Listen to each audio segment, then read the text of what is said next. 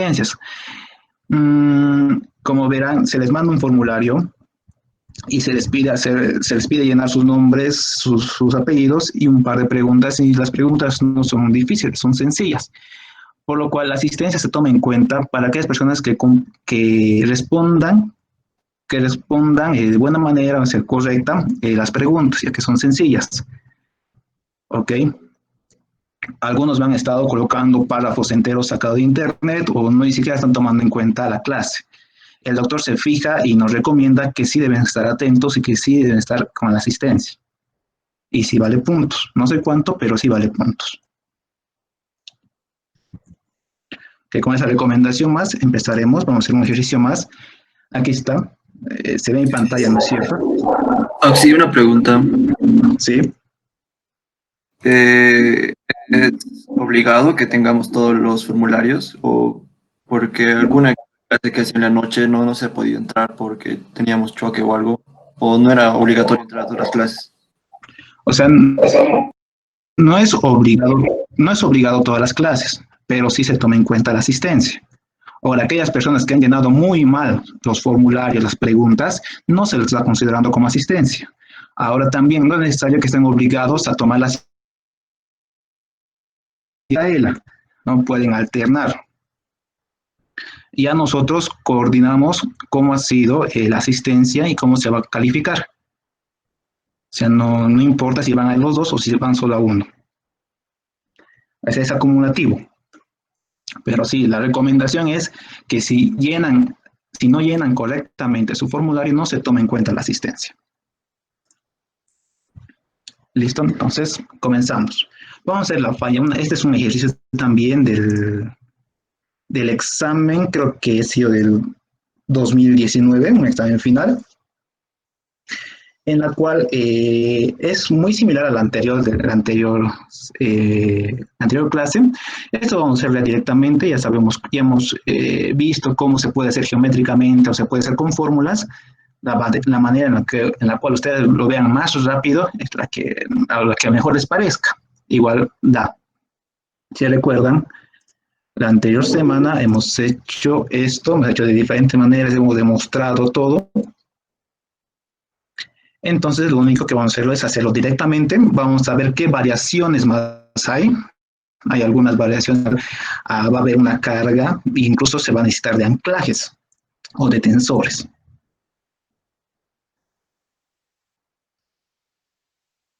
Vamos a hacer el día de hoy. Entonces, vamos a hacer una pequeña lectura. Les voy a preguntar igual, es mejor, es bien que participen nomás, así se les queda y saber que están atentos a la clase. Ya nos dice, en una ladera con una dirección de buzamiento de 140 y un buzamiento de 20 grados, se ha encontrado un sistema de falla con una dirección de buzamiento de 150 grados y un buzamiento de 35 grados. Es decir, que nos viene acá, ya nos indica una ladera. Y aparte de la ladera, nos está indicando que va a haber un sistema de falla. Una dirección de buzamiento de 150 y un buzamiento de 35. Para cada uno, tanto para la ladera, ya sabemos que es ladera, y como para la falla, tienen su propio buzamiento o pendiente. Y después continúa. Los estudios geotécnicos se han determinado una falla, en la falla una cohesión promedio, ya nos da cohesiones promedios. Una cohesión promedio de 24.52 kilopascales, con una desviación estándar de 4 kilopascales, y un ángulo de fricción promedio de 36 grados y una división estándar de 3 grados. O sea, ya nos da lo que es la cohesión y nos da datos del ángulo de fricción.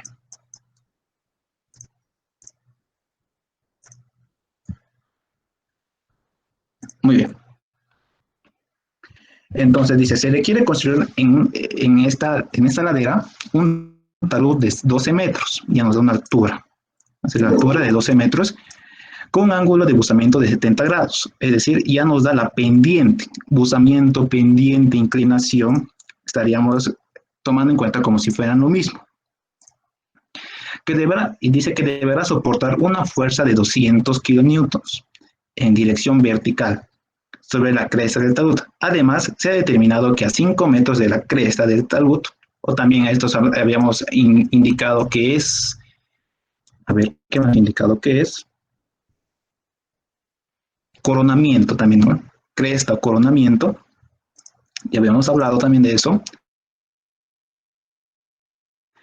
Se tendrá una grilla de tracción a 5 metros. Ah, se pide determinar si existe riesgo de falla plana en el talud. Riesgo de falla plana. Ya hemos mencionado igual que hay dos formas.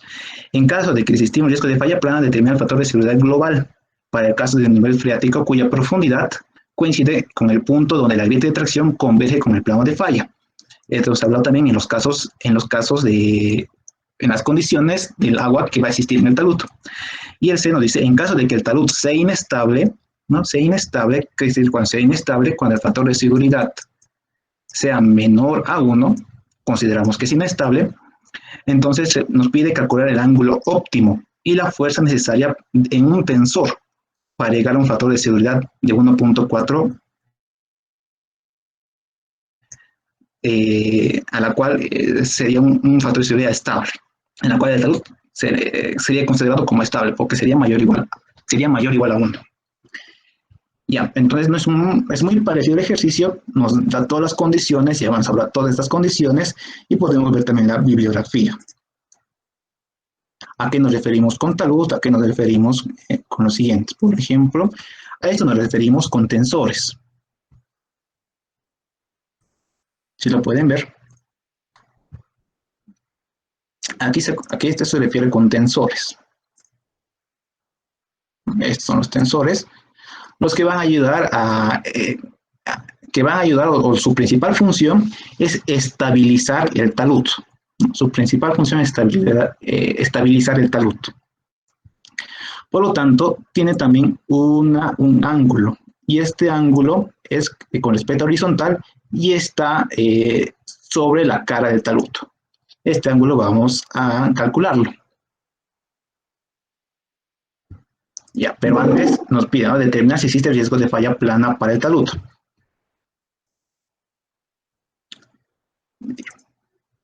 Ok, entonces nuestro primer paso va a ser determinar los valores característicos, ya que nos da los valores característicos de la cohesión y del ángulo de fricción. Entonces vamos, primer paso. Creo que el primer paso serán los valores característicos.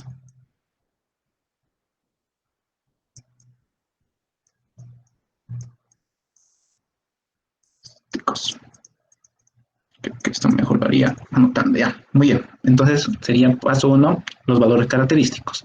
Entonces ya sabíamos, ¿no ven? Que la cohesión hay que minorarlo.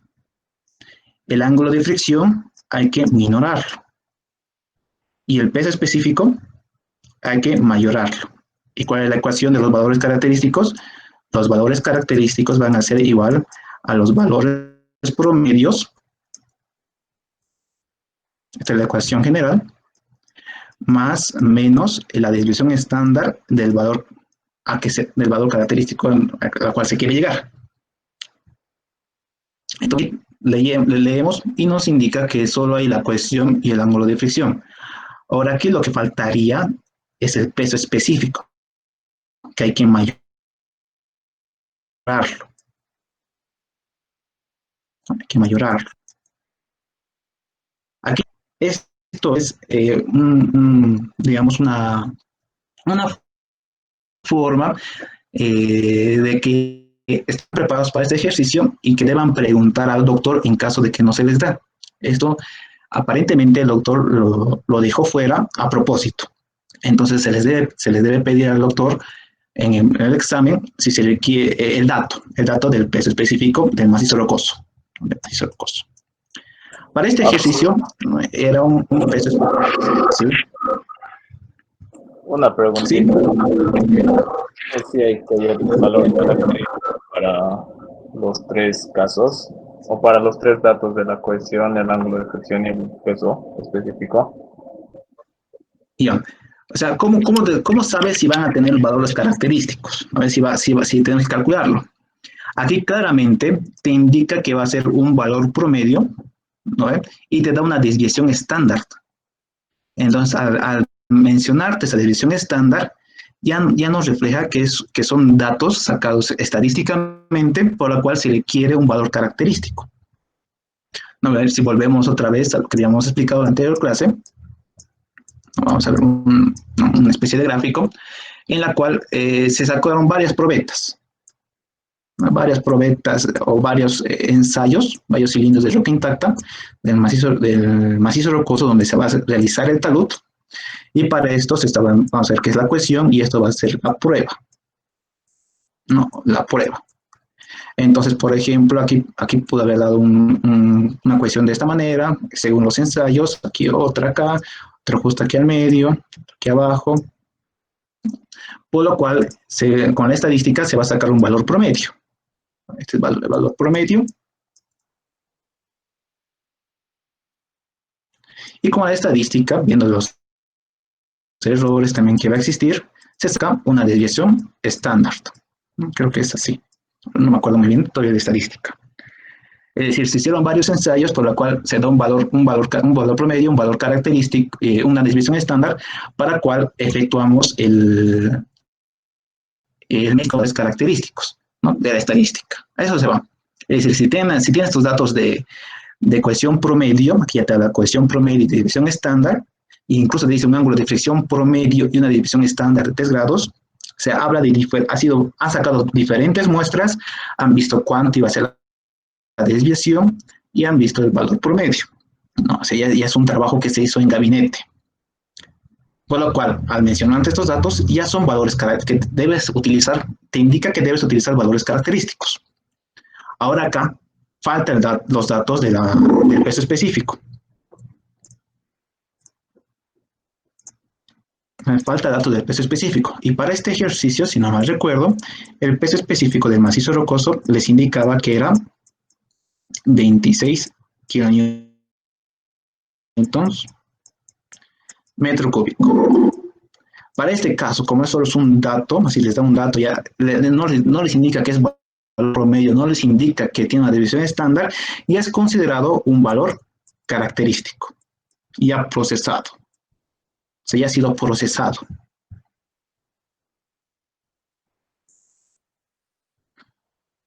¿No? Por lo cual, continuamos. Es decir, el peso específico del macizo rocoso ya no es necesario introducirlo en la fórmula.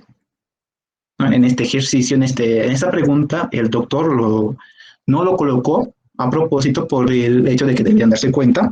Una vez le pidieron, indicó que era el peso específico de 26 kilonewtons metro cúbico. Si no mal recuerdo. Vamos a ver.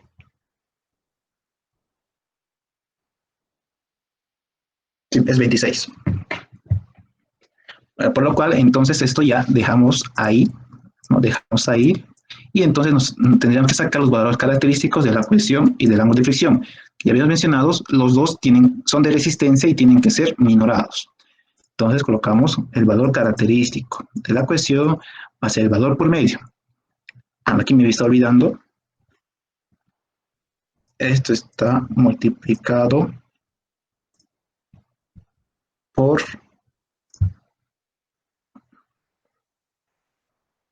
1.645. 1.645. No sabes también de dónde sale ya hemos explicado de dónde sale este valor. Entonces, realizamos el ejercicio, el valor promedio de la cohesión es 24,52.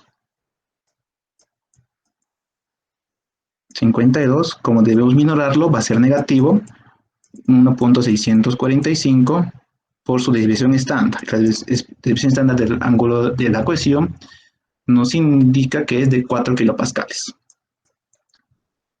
Listo. Después alguien me va a ayudar, por favor, con calcular estos valores para hacerlos rápido y explicarles mejor. Para el ángulo de fricción va a ser igual. El valor promedio de 33 grados. Como tenemos que minorarlo, utilizamos el valor negativo, 1.645 por el valor de división estándar, y este 3 grados. ¿Cuánto sale?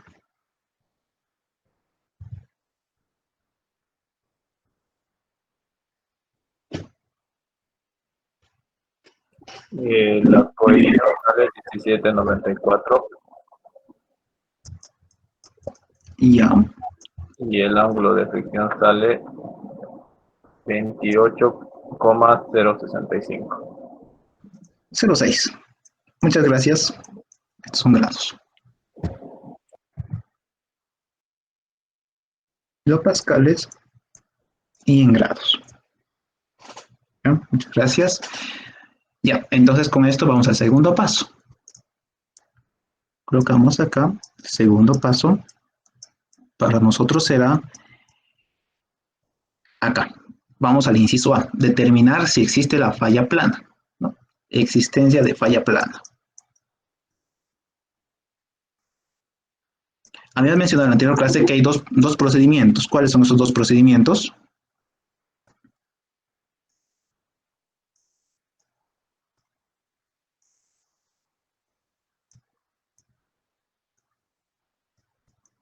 A ver, alguien que me mencione por lo menos uno. ¿Cómo determinamos si va a haber falla plana o va a haber riesgo de falla plana? Creo que uno era por Ya, muy bien. ¿Y el otro? Creo que eran las cartillas de Smith. Hay, no solo la cartilla de Smith, puedes utilizar la cartilla de Smith o la cartilla de Wolf, ¿no? Es indiferente. Es una aproximación solo que en los polos diferencia, ¿no? Pero está bien. El primero era, que habían mencionado,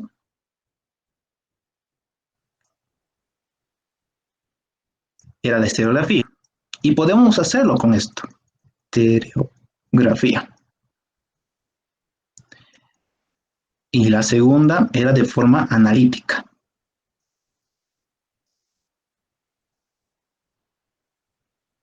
Analítica, ¿no? En la estereografía. Y la forma analítica utilizamos esas ecuaciones. A ver, creo que lo tengo acá.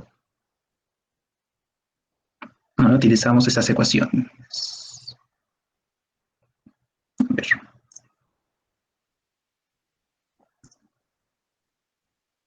Permítanme.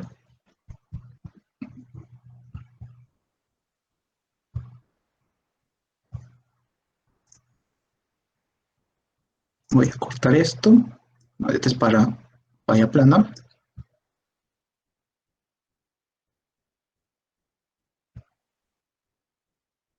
Recuerden, tengo que utilizar esta ecuación para verificar si va a haber falla plana. Y además hay otra ecuación en la cual en el anterior ejercicio no nos indicaba nada de la dirección de buzamiento, ¿no? Pero hay.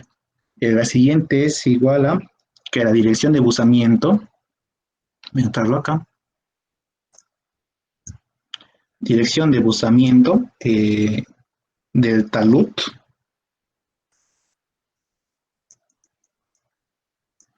menos la dirección de buzamiento de la falla en valor absoluto tiene que ser menor o igual a 20 grados. ¿No?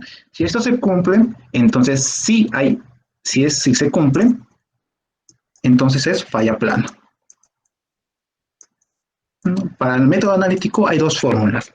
Esta que noté acá será 1 y esta va a ser la 2.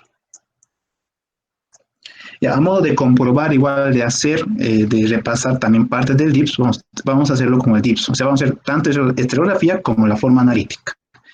Entonces, vamos, hasta mientras voy a abrir mi DIPS.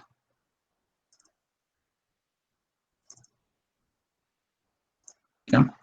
Y entonces empezamos con la forma analítica. En la forma analítica, entonces verificamos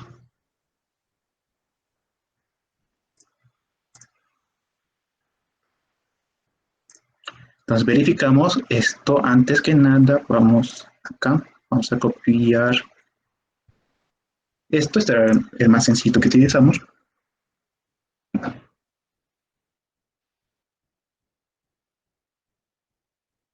Entonces, ¿qué nos decía? Aquí sabíamos cuánto es el ángulo de la ladera. Aquí nos dice que el buzamiento en una ladera con una dirección de buzamiento 140 y un buzamiento de 20. Aquí nos indica que el buzamiento va a ser de 20. Notamos acá 20 grados. Después se ha encontrado una falla y la falla tiene un buzamiento de una dirección de buzamiento de 150 y un buzamiento de 35 grados. Entonces la falla, esto es P, 35 grados. Ok, ahora aparte nos dice que el ángulo de buzamiento del talud es de 70 grados. Entonces este es 70 grados. Hasta ahí identificamos. Entonces vemos el ángulo de buzamiento, el ángulo de talud, perdón, 70 grados. Okay, este va a ser mayor al ángulo de la falla, que es 35 grados. Hasta ahí cumple. Y esto tiene que ser mayor al ángulo de fricción. ¿Y el cuánto es nuestro ángulo de fricción característico? Es de 28.06 grados. Entonces, sí cumple. Ya, entonces, la primera ecuación cumple. Ahora vamos a ver la segunda ecuación. ¿Qué nos indica? La ladera, ¿no? Esto sabemos que esta es la ladera. Como forma parte del talud, entonces la ladera va a tener la mitad talud. ¿Y cuánto nos indica la dirección de buzamiento? Dice que tiene una dirección de buzamiento de 140 grados. 140 grados. Muy bien. Y después, este es el talud, ya hemos calculado el talud de la falla. Y nos indica que la falla tiene una dirección de buzamiento de 150 grados. Pues colocamos acá que el ángulo de buzamiento de la falla es 150 grados. Ok, entonces por lo tanto, en valor absoluto, el dirección de buzamiento del talud es 140 menos la dirección de buzamiento de la falla es 150. En valor absoluto va a salir igual a menos 10 grados, ¿no? Y esto es menor e igual a 20 grados, correcto, entonces sí va a existir falla plana. Es el método analítico. Lo pueden hacer, cualquiera de esos dos lo pueden hacer en caso de que no les pida uno en específico, lo pueden hacer cualquiera de estos dos en el examen. Ahora, si les piden en específico que tienen que ser con estereografía o con estas ecuaciones, ya sabrán. Ya saben, ya se les indicó. Ahora vamos a hacerlo con la estereografía, digo con el DIPS. Vamos al nuevo modelo. Entonces nos presenta algo sumamente pequeñito. Aquí tenemos que introducir el buzamiento y la dirección de buzamiento, pero de la falla. En este caso solo nos dice que hay una falla. Entonces, la dirección de buzamiento de la falla es de 150 grados. Entonces añadimos 150 grados. Perfecto. Y el buzamiento de la falla es de 35 grados. Aquí está, 35 grados. Bueno, añadimos. Listo. Entonces vamos acá. Vamos a respetar el icono azul o cualquier otro icono. A menos el símbolo con triángulo y en X. Le damos OK. Y ahí está. Ahora, para que se vea el gran círculo, ¿no? Aquí lo habilito. Aquí está. Este es el gran círculo de la falla y su polo. Solo nos da una sola falla. Entonces, para el análisis del talud, no, para el análisis de la falla, nos vamos acá, a este icono. Le damos clic y aquí nos aparece los datos. Aquí nos aparece tipo de falla que queremos analizar. Entonces damos, esta es falla plana, falla plana, falla plana, esta es falla en cuña, falla por flexión y falla por volteo. Para nosotros nos indica solo falla plana, ¿no? Vamos a ver si existe riesgo de falla plana. Entonces damos la primera opción, es lock tip, ¿no? La pendiente de buzamiento del talud, el buzamiento del talud. Cuando nos indica que es un buzamiento, nos indica que es de 70 grados. Que ya añadimos 70 grados. Listo. Ahora nos dice la dirección de buzamiento del talud. ¿Cuánto es? Indirectamente nos indica que de la ladera, ¿no? O sea, de forma indirecta también es del talud, porque la ladera también es perteneciente al talud. Nos indica que es de 140 grados. Entonces notamos 140 grados. Listo. Al ángulo de fricción. Aquí está, nos pide el ángulo de fricción. ¿Cuánto salió el ángulo de fricción característico? Nos salió 28.06. Como el DIPS no utiliza decimales, utilizamos 28. 28. Listo, aquí podemos ver y eso nos da el área de la falla, en la cual, si recuerdan de esta geografía, si un polo está dentro del área de la falla, el área de la falla del análisis de falla plana, entonces sí existe la posibilidad de falla en cuña. Y aquí nos indica también, vemos acá,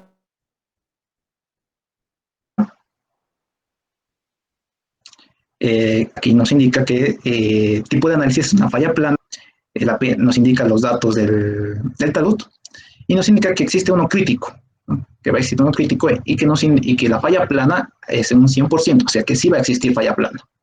Entonces sí, está comprobado de las dos maneras, tanto con esta geografía como de forma analítica. Listo, entonces a esto vamos a hacer la geometría. Tercer paso. Paso a la geometría del talud.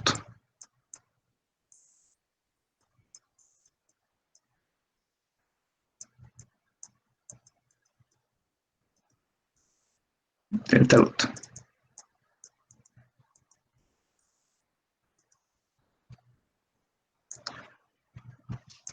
Ok, vamos a copiar esto. Un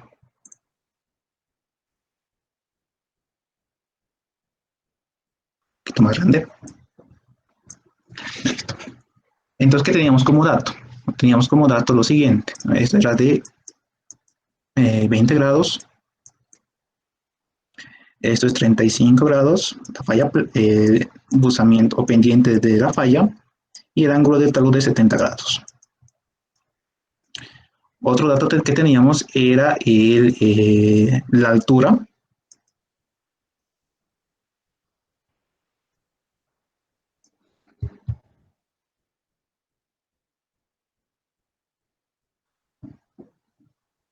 La altura y cuánto era la altura que nos indicaba.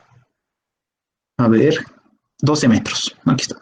Se quiere construir en esta ladera un talud de 12 metros. Perfecto.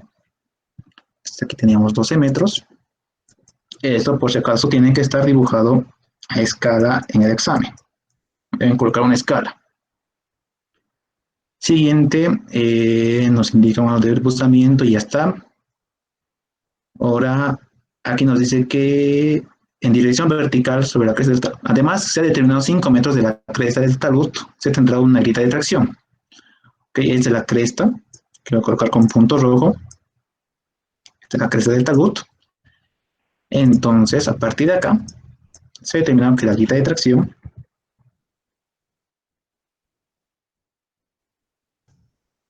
con punteditas, esta es la grita de tracción. Esto es B y nos indica que es de 5 metros. Entonces, ¿qué es lo que debemos calcular? Tenemos que calcular Z, esto es Z, y debemos calcularlo L. Toda esta línea, desde este punto hasta acá, es L. Entonces, directamente vamos a utilizar las fórmulas para hacerlo más rápido.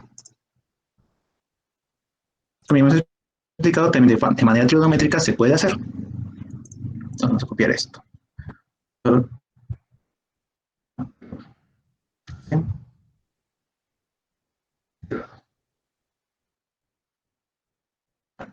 Entonces, primero, según esas fórmulas, tenemos que calcular Z, porque sin Z no se puede calcular L. Reemplazamos. Esto había mencionado que esto es corchete. Corchete. Son dos miembros. Y esto igual vamos a colocar como corchete, así para no confundirnos. Esto ya pueden estar colocando en su formulario. Entonces vamos con Z. Por lo tanto, Z va a ser, la altura es 12 metros menos B, que es 5 metros. Por favor, alguien también que me ayude a calcular esto.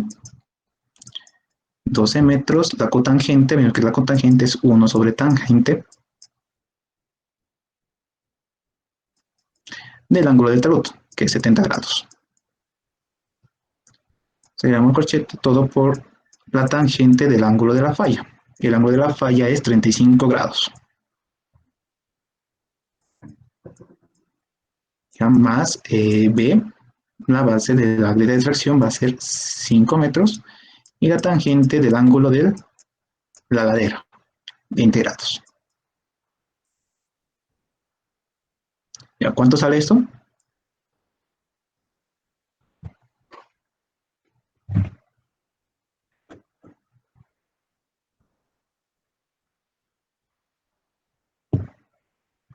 $16.6 Auxi. Un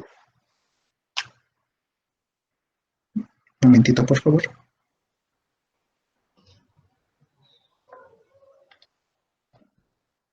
Ya, 16.6. 16.16. Ya, metros. ¿Seguro? 16 sería mucho, estarías yendo más allá de la altura del talud. A ver, ¿alguien más?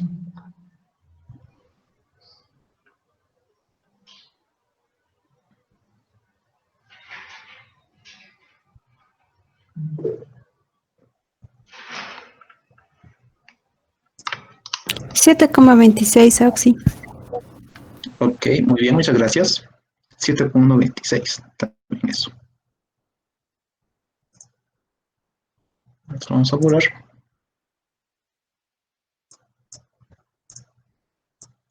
Punto 26. O sea, la gran desventaja de hacerlo así, directamente con la fórmula, es que si estás haciendo la rápida y no estás viendo los resultados que te salen, si no tienen coherencia, se puede seguir, ¿no? Y darte cuenta muy tarde. Mientras si lo haces paso a paso de manera trigonométrica, ya te puedes dar cuenta. Por esta razón es que el ingeniero les pide que hagan escala. Ya vamos a ir entonces al siguiente. Entonces L va a ser igual, la altura es 12 metros menos 5 por la tangente del ángulo de la ladera, que es 20 grados, menos Z, que es 7.26, todo esto sobre cosecante, y la cosecante, a lo que me acuerdo, es 1 sobre seno del ángulo de la falla, 35 grados. ¿Cuánto sale acá?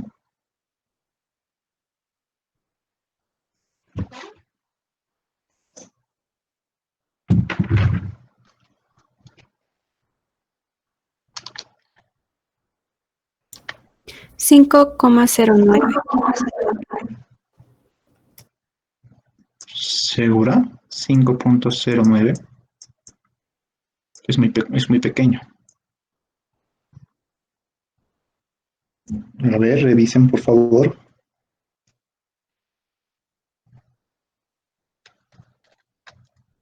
Sale eso, Auxi. Bueno, algo me habré comido. Ah, no, perdón, aquí me había equivocado. Este no es menos, es más. Revísenlo. A ver, ahora revísenlo, por favor.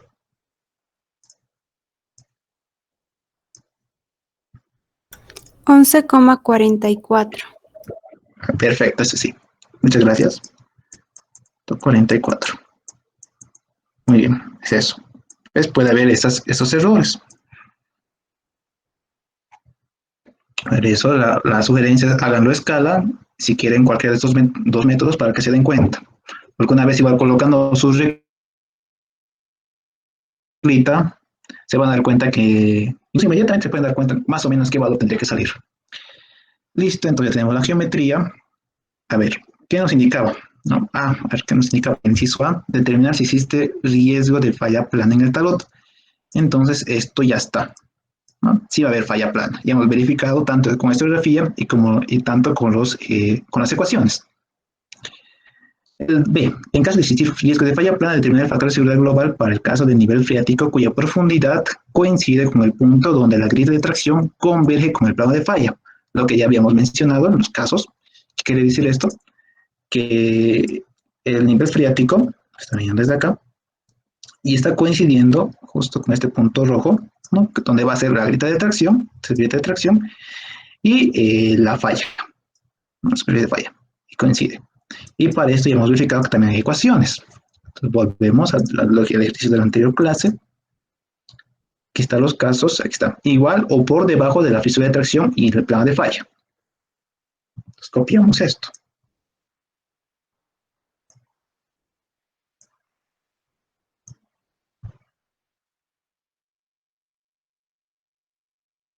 Entonces, perdón, como cuarto paso,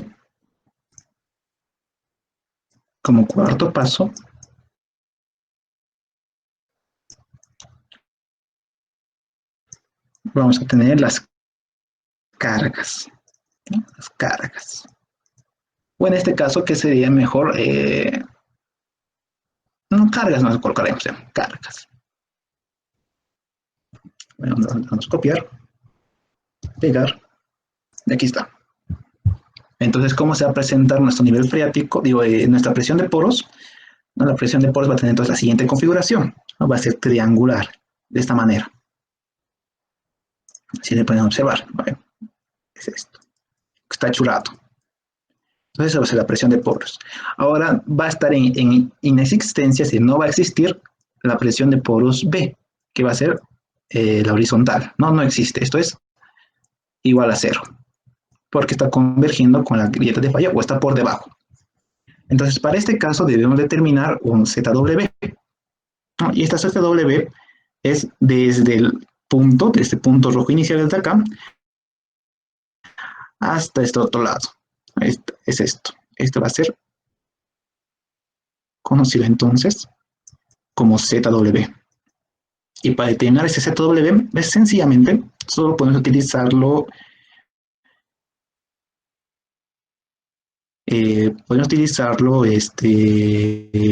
alguna función. En este caso podemos utilizar función seno. Una función trigonométrica, la función seno sería la más adecuada. Entonces colocamos seno del ángulo de falla, que es 35 grados, ¿no? Va a ser igual al cateto opuesto es ZW,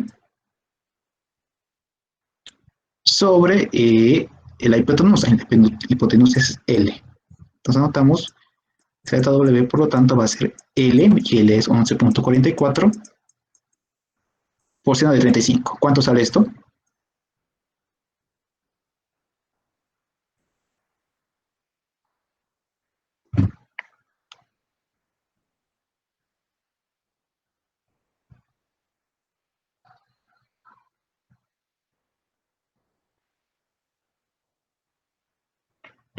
¿Cuánto sale? 6,56.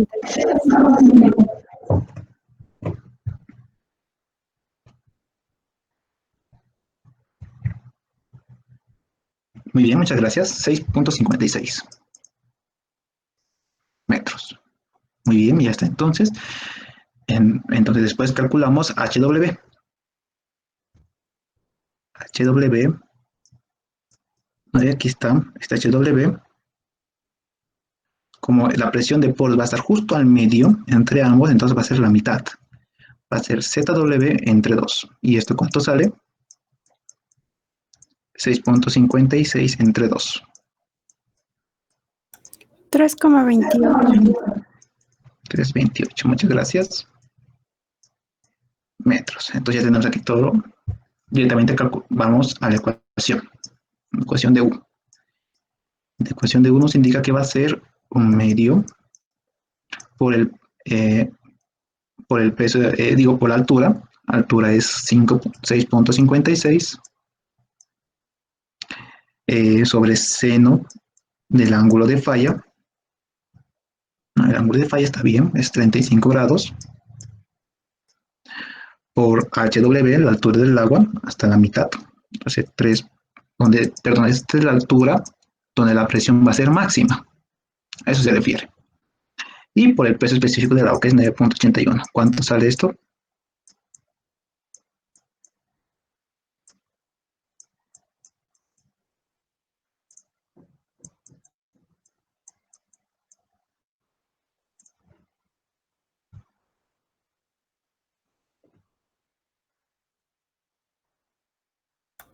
$184. 184. Muy bien. ¿En qué unidades?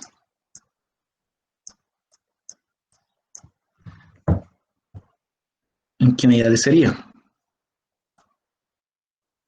Este es metros. Este es metros.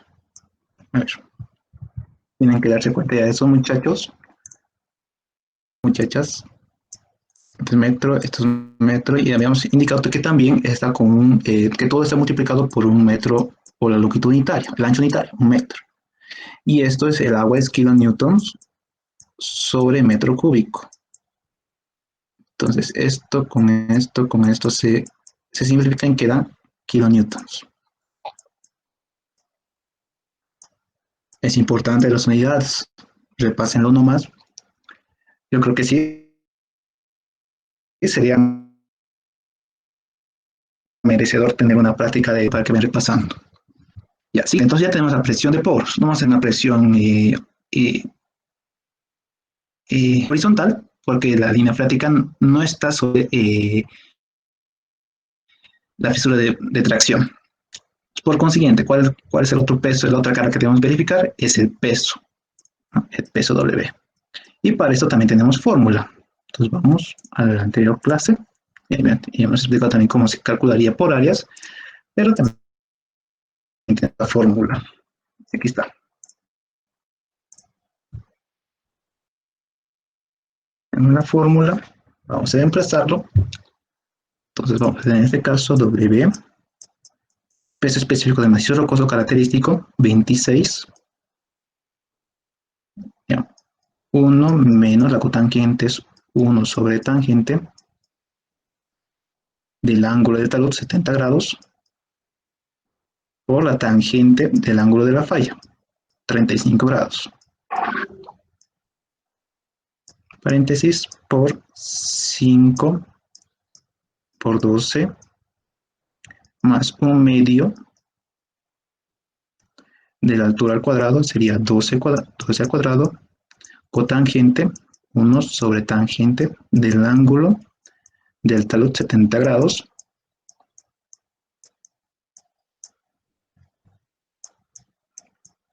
esto está feo. Con mouse es muy complicado hacer esto. Después más 1 medio de la base, que va a ser 5 al cuadrado,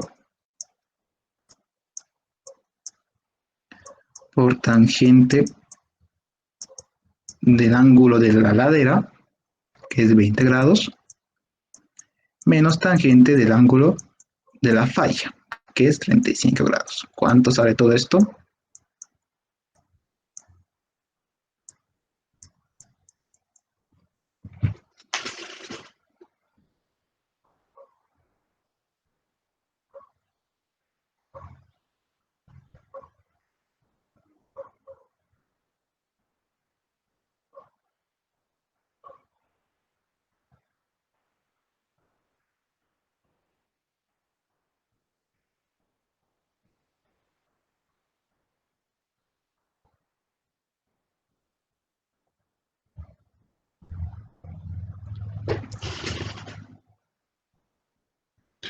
Esto es peso.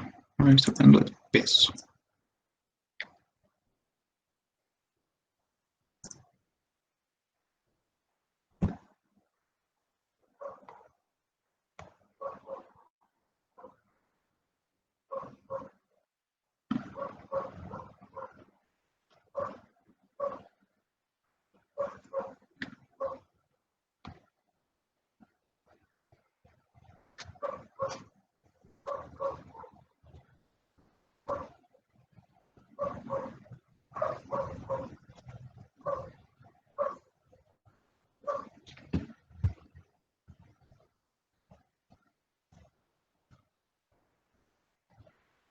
¿Ya? ¿Alguien sacó?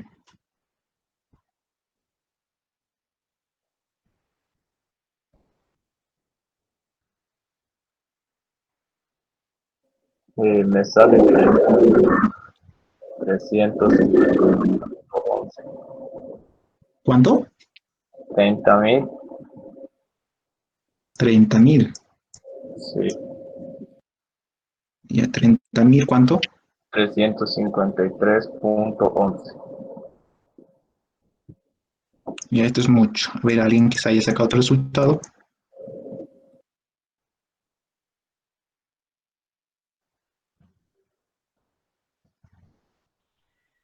Sí, yo saqué 1560,86.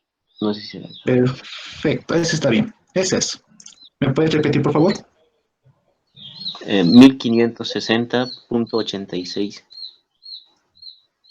Punto 86. Muchas gracias. Es eso. ¿En qué unidades? Eso sería en kilonewton.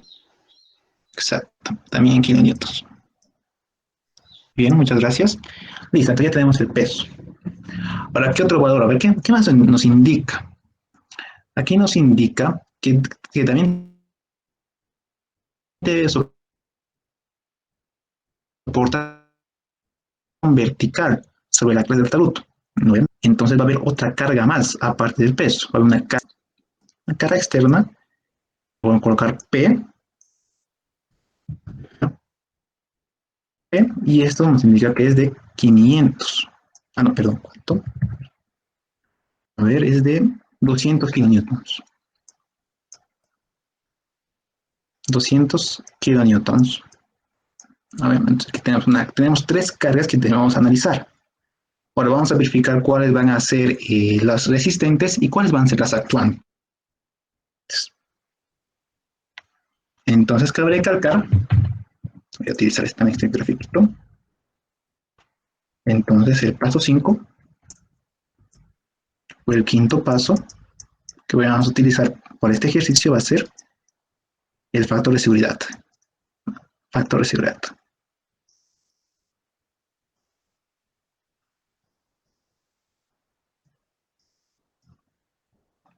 Seguridad.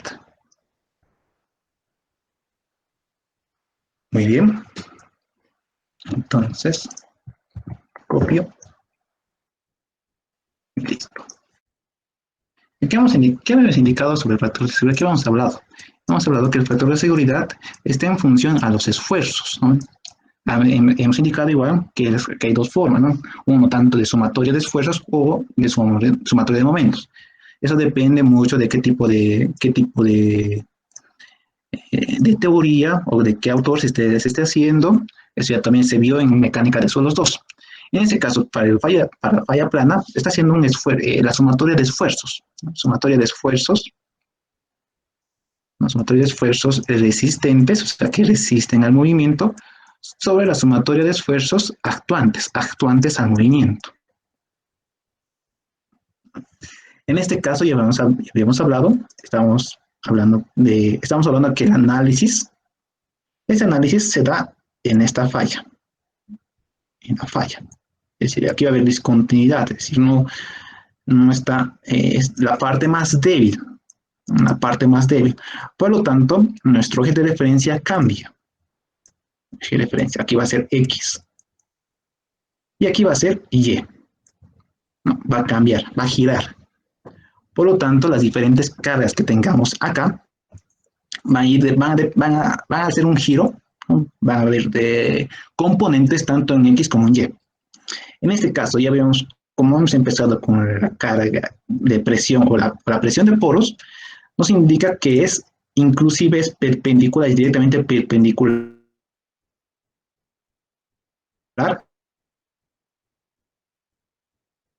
o a la superficie de falla, es perpendicular. Entonces a este no tenemos que hacer ningún cambio. Esta es la presión de poros. No tenemos que hacer ningún tipo de componente de descomponer, ¿no? Porque ya está perpendicular, está en el eje Y en este caso. Va a actuar. La siguiente carga que habíamos calculado es el peso. El color. Ver aquí el peso, que es netamente gravitacional. Por lo tanto, tiene que descomponerse tanto en X, ¿no? Este es el peso en X, y tanto en Y. Peso en Y. Ok, entonces va a depender del ángulo que vamos a tomar. Y este ángulo ya está deducido inclusive en la fórmula general del factor de seguridad. Sabemos que esto es actuante. Es actuante. Y este va a ser resistente. que va a resistir al movimiento. El movimiento se da hacia la derecha. Es movimiento. Ya también sabemos que la presión de poros es actuante, ¿no? Va a hacer que el bloque falle. Ya. Después, como siguiente, teníamos lo que es el peso o la carga. Colocar acá, la carga también es gravitacional, por lo tanto, al igual que el peso del macizo rocoso, la carga también va a tener dos componentes, tanto la carga en Y, entonces P, como la carga en X. Igual, esto va a ser actuante y esto va a ser resistente. Ahora, ¿qué otro más se presentaría? ¿No? ¿Qué otro esfuerzo se presentaría en todo esto? Se presenta el esfuerzo de la fricción, que evita el desplazamiento. Esfuerzo de la fricción. Y este esfuerzo de la fricción va a estar debido a la cohesión y el área del movimiento. En este caso, como llevamos ancho unitario, la cohesión se deduce a L, que hemos calculado, por 1 metro del ancho unitario. Entonces, automáticamente la fricción, acá, el esfuerzo de fricción va a ser la cohesión característica por L. Y esto sabemos que es resistente, que va a resistir al movimiento. Aquí hemos separado que tantas fuerzas van a actuar. Aparte, todas las fuerzas de gravedad gravitacionales, ¿no? Todas las que se van a ver, sobre la falla, también tienen que estar influenciadas por el ángulo de fricción. Y el ángulo de fricción, en este caso, se va a hacer como una línea ficticia. Aquí la estoy dibujando. Así que, con una línea así segmentada, ¿no? Y esto sabemos que el ángulo de fricción es menor del ángulo de fricción característico. Es decir, todas estas fuerzas que están por encima de la falla, o sea, tanto P, W, incluso U, creo que 1, perdón, todas estas, P y el peso van a estar influenciadas por el ángulo de fricción. Por eso al final hay una tangente del ángulo de fricción. Entonces copiamos la fórmula. Vamos a ver. En la anterior clase, donde está la fórmula, esta es la fórmula.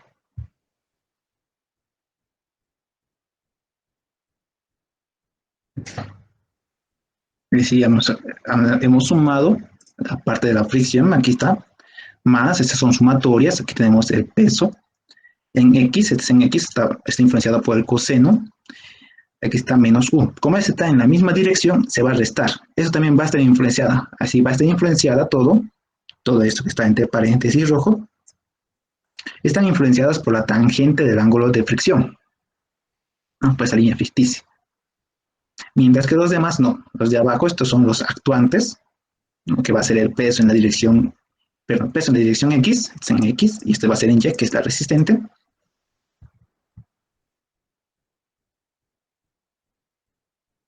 ¿No? Y esto era el otro. En este caso, esto vamos a cambiarlo, es decir, como van a tener la misma dirección, la cara como el peso del macizo rocoso, entonces vamos a sustituirlo. Sabemos que no hay presión de poros verticales, ¿no? Esto es 0. Digo, la presión de poros B no existe, que es la horizontal, 0. Pero debemos añadir la de la carga, y de la carga entra dentro de este corchete, tanto arriba como para abajo. Entonces vamos a modificar, aquí entraría, como sabemos que arriba el peso W en Y va a ser resistente, entonces la carga en la dirección Y tiene que ser también resistente, ¿no? Ambos son verticales. Entonces, como ya están descompuestas acá, entonces podemos copiarlo de la siguiente manera. El peso va a ser igual al coseno de la dirección, del ángulo de falla. Aquí está.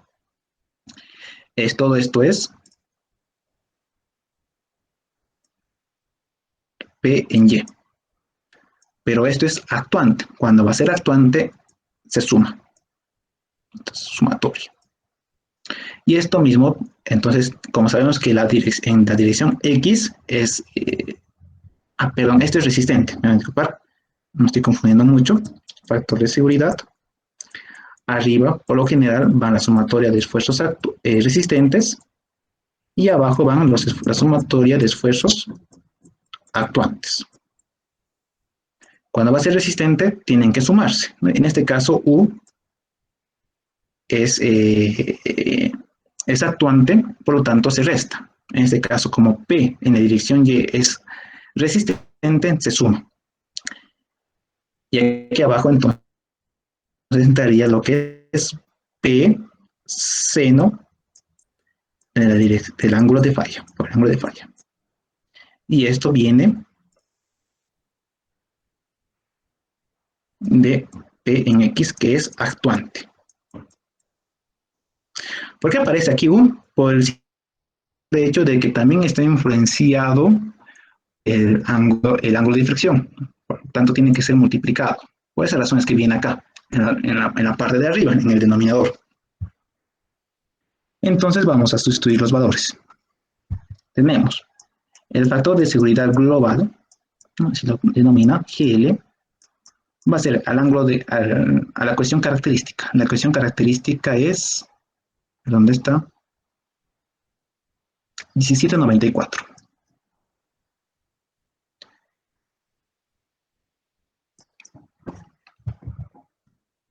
17.94 por L. L, ¿cuánto es? 11.44.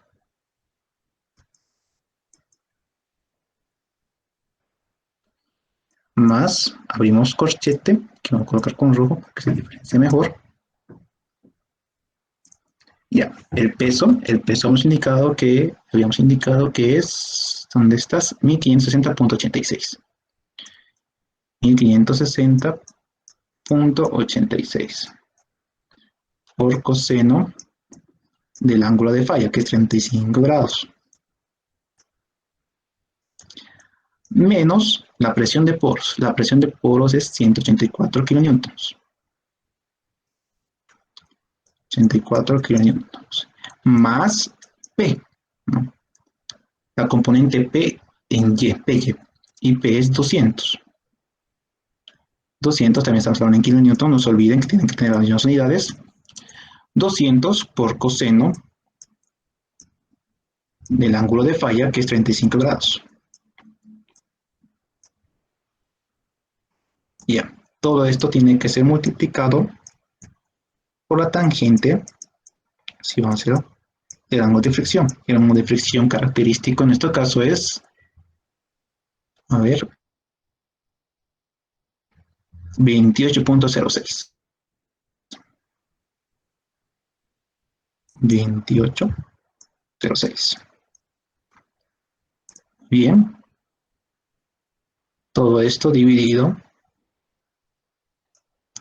entre el peso, que es 105, 1560.86 seno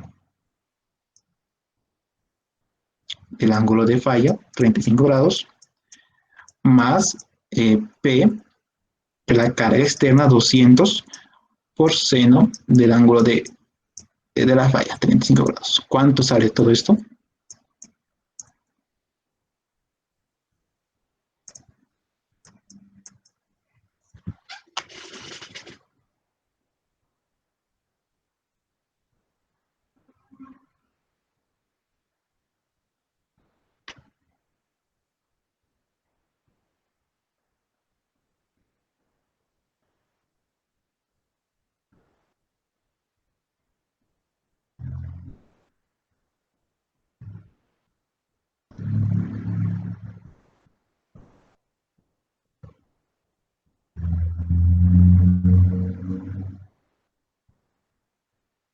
¿Cuánto sale alguien?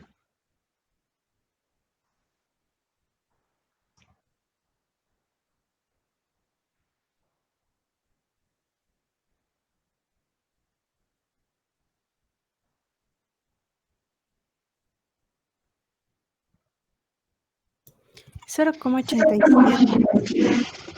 ¿Cuánto? 0,87. 87. Muy bien, muchas gracias. Entonces aquí lo que hacemos otra vez, el factor de seguridad por lo tanto es 0,87. Esto es menor a 1, por lo tanto el talud es inestable. Inestable.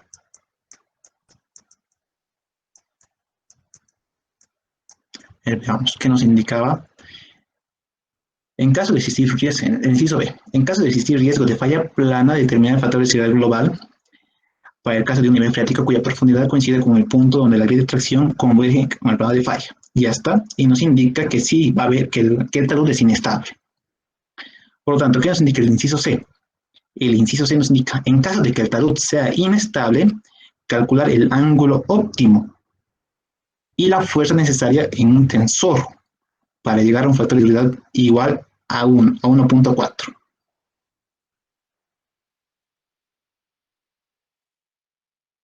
Entonces aquí hemos dicho el quinto paso, el factor de seguridad. Y el sexto paso, vamos a colocarlo. Sexto paso. Que nos indica el inciso C. El ángulo óptimo y la fuerza necesaria. Es decir, nos indica el ángulo óptimo. A ver, vamos a colocarlo, a ver, otra nomenclatura. Pero vamos a ir acá. Vamos a ir con esto. Ok. Entonces podríamos colocarlo con la siguiente nomenclatura. El ángulo óptimo podría ser sí, del tensor, que significaría ángulo óptimo.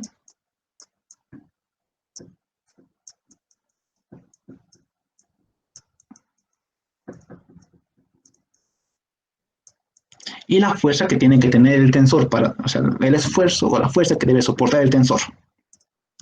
En este caso vamos a colocarlo como T del tensor. Para diferenciar esto va a ser la fuerza. Fuerza del tensor.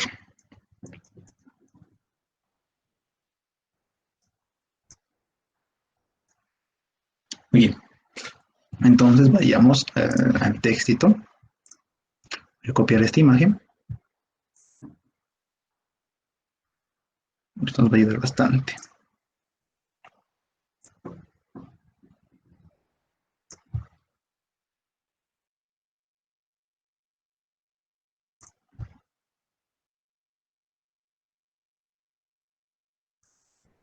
Ya. Este es el tensor, es decir, que va a ayudar a la estabilidad del talud. Por lo tanto, necesitamos de conocer cuánto va a ser esta T, para que nuestro factor de seguridad esté para un factor de seguridad igual a 1.4. Entonces, ¿qué es lo que debemos hacer? Es agarrar esta misma fórmula, modificarlo, vamos a modificarlo. Una vez modificando esto, aquí vamos a sustituir el 1.44, en la cual nuestra principal incógnita va a ser determinar T, o sea, T del tensor, la fuerza del tensor que debe requerir para llegar a 1.4. ¿No? En este caso, entonces vayamos por el primer procedimiento, que es el ángulo óptimo. Entonces, para determinar el ángulo óptimo, aquí está. Este es con respecto a la horizontal, con respecto a X, se debe hallar. Y como hallamos esto, entonces vamos a ver aquí. Aquí también está una formulita sencilla.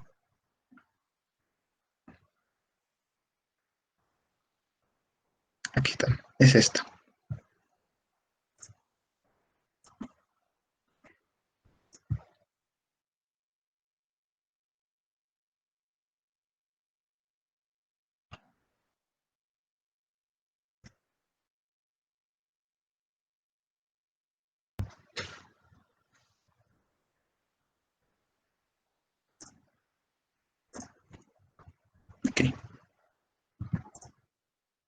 Esta va a ser la fórmula.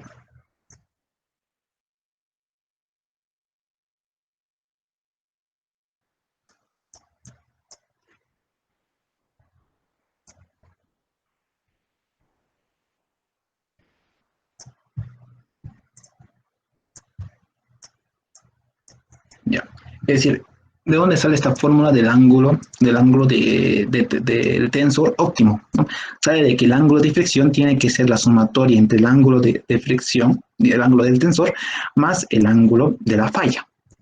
Por lo tanto, despejando, tenemos que el ángulo óptimo, okay, sigma t óptimo, ¿no?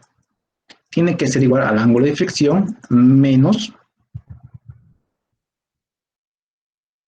este va a ser el ángulo de la falla. Entonces calculamos. Por lo tanto, el ángulo óptimo del tensor, óptimo, va a ser, ¿cuánto es el ángulo de fricción? El ángulo de fricción, sabemos que el ángulo de fricción es de 28.06. 28.06 menos el ángulo de la falla. Y el ángulo de la falla sabemos que es de 35 grados. Por lo tanto, esto nos va a salir, ¿alguien? ¿Cuánto nos sale? 6.90. 6.94. Sí, Gracias. Muchas gracias. Entonces, lo que nos saldría.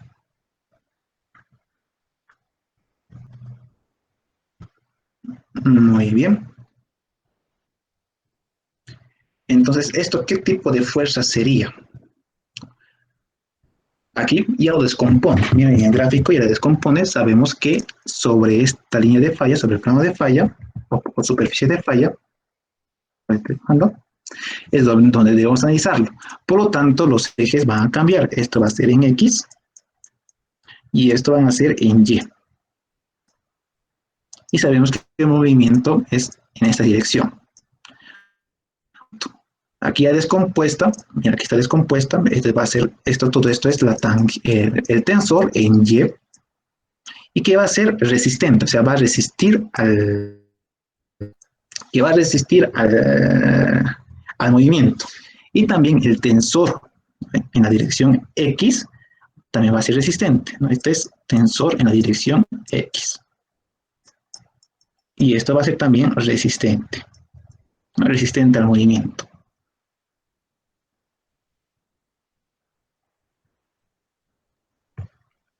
¿Ya? Por lo tanto, entonces para no complicarnos mucho,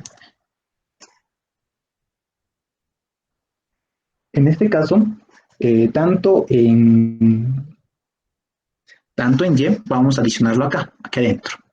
Sabemos que esto es como un corchete, para distinguirlo. Entonces la dirección Y va a estar adicionada aquí adentro. Mientras que en la dirección X va a estar aquí abajo, pero con signo negativo. Porque son las actuantes. Y entonces a las actuantes va a restar las resistentes. Por lo tanto, entonces vamos a tener una configuración. sí. Entonces añadimos una configuración de probabilidad. Dígame. El ángulo que le dictaba era ¿Sí? negativo, ya que 35 es mayor. Sí. ¿Está bien? Sí, está bien.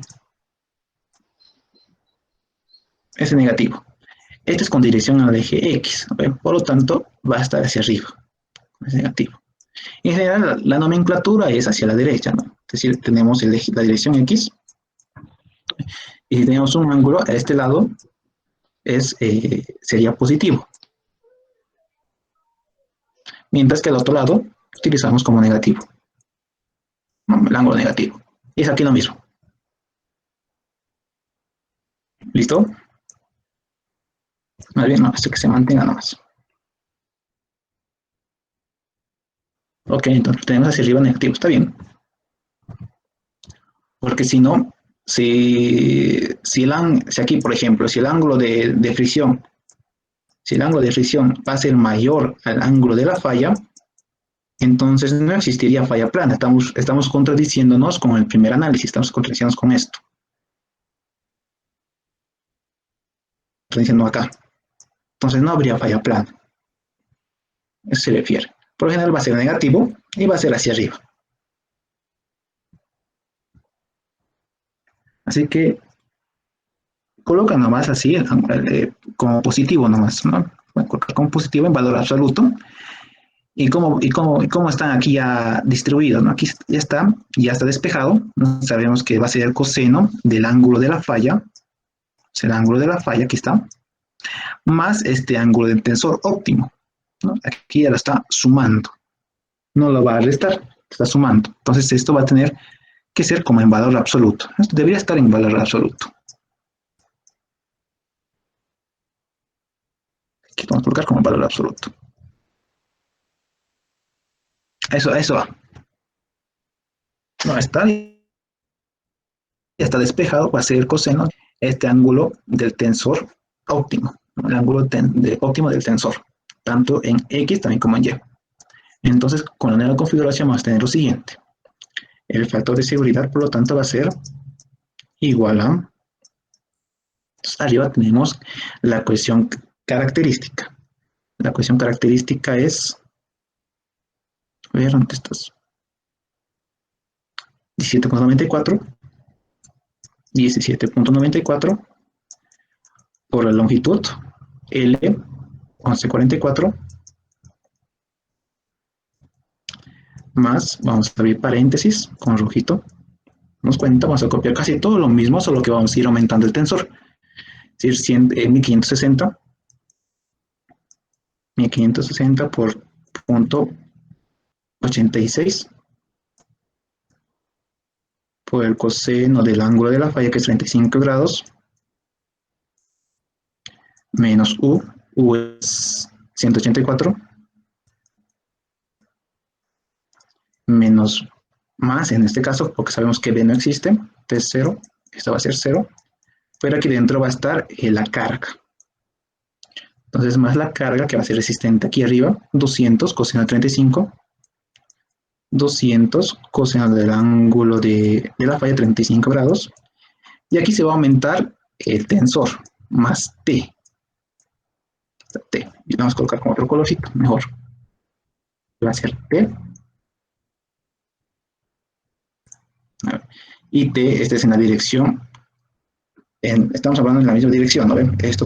Todo esto es en la dirección X. Entonces aquí T, coseno,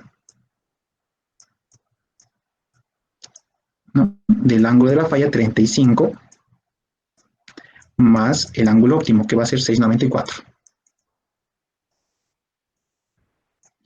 Todo esto, ¿no? Multiplicado por la tangente del ángulo de fricción característica. El ángulo de fricción característica es 28,06. 28 sobre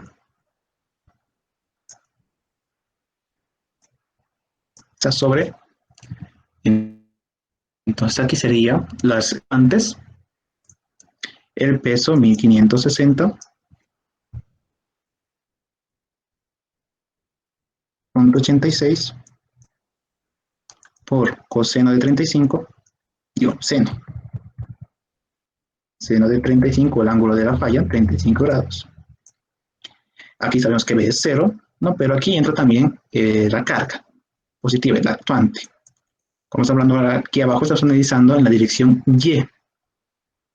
Entonces va a ser 200 seno del ángulo de la falla, 35 grados. Y aquí, como estos son actuantes, aquí abajo son actuantes, entonces el resistente tiene que ir en negativo. Y va a ser el tensor en la dirección Y. Colocamos otro color. Va a ser T. Y sería aquí seno. Aquí estamos hablando también de seno. Seno más el ángulo óptimo, 6.94. Listo. ¿Esto cuánto saldría? Además, esto tenemos que sustituirlo por 1.4. 1.4. Así, nuestra única incógnita con un solver podemos determinar T. ¿Cuánto sale?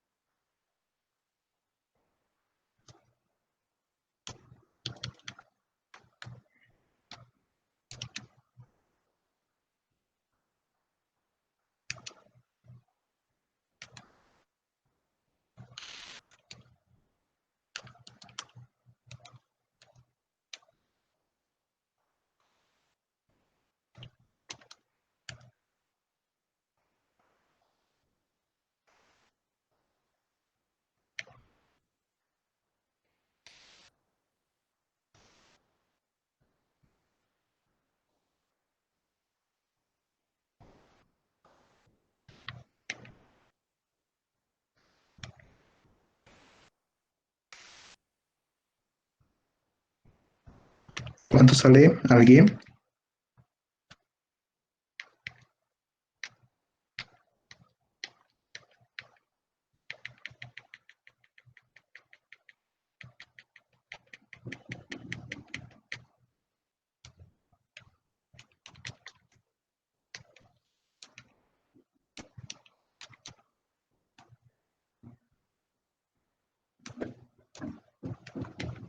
Oh, sí, a mí me ha salido 403,80. ¿Cuánto?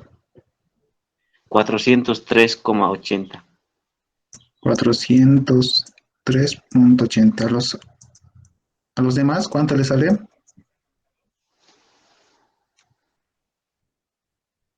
Para verificar si está bien.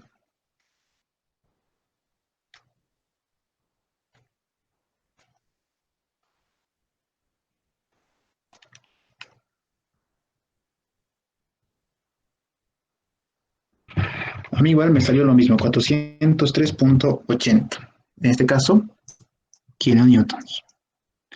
Y ahí termina, es decir, el tensor tiene que tener una capacidad de aguantar por lo menos 463.80 kilonewtons para que el factor de seguridad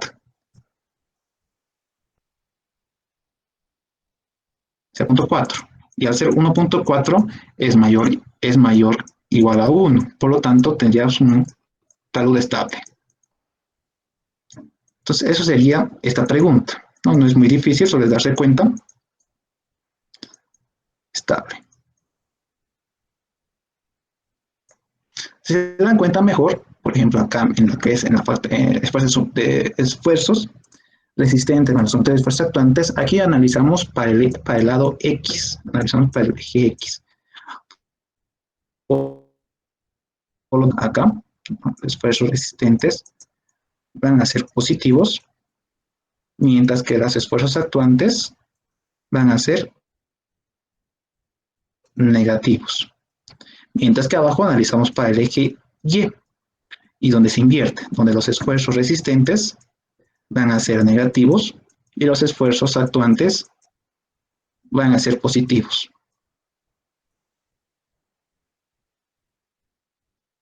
Es así como debían analizarlo, no es muy difícil. Aquí sale 1.4 y el otro nos salía 0.87, nos salía un estado inestable. Eso sería todo entonces. Ahorita el formulario van a tener 5 minutitos para llenarlo y nos veríamos